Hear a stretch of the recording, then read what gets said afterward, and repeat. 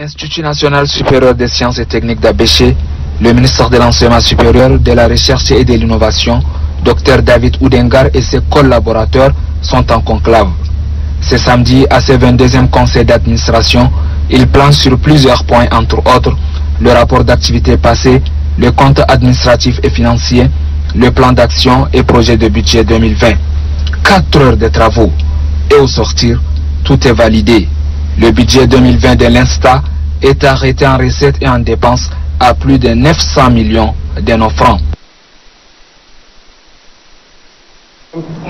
Des étudiants et éviter des éventuelles perturbations, la direction générale de l'INSTA attire l'attention sur la nécessité, d'une part, d'assouplir les mécanismes de décaissement du budget, surtout en ce qui concerne l'utilisation des ressources propres. D'autre part, de traiter rapidement les états de paiement des salaires des contractuels, des indemnités et primes des enseignants, et surtout d'éponger les arriérés et dettes.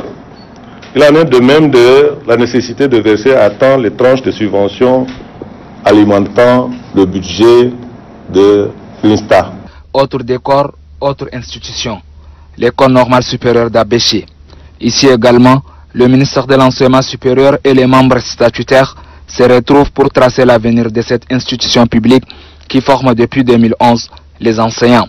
À ce titre, il passe au scanner tous les sujets académiques, administratifs et financiers avec en toile de fond les perspectives.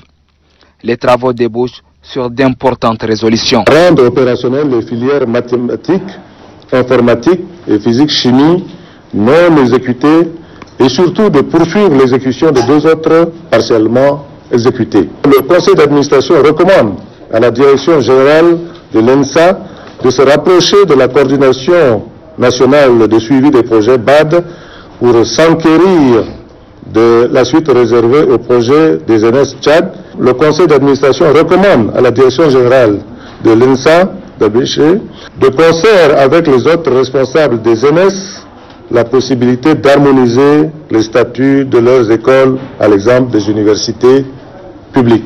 Des résolutions à mettre en musique pour redynamiser le secteur de l'enseignement supérieur avec à la clé des universités et écoles performantes qui mettront sur le marché d'emploi des cadres compétents pour assurer l'avenir du pays.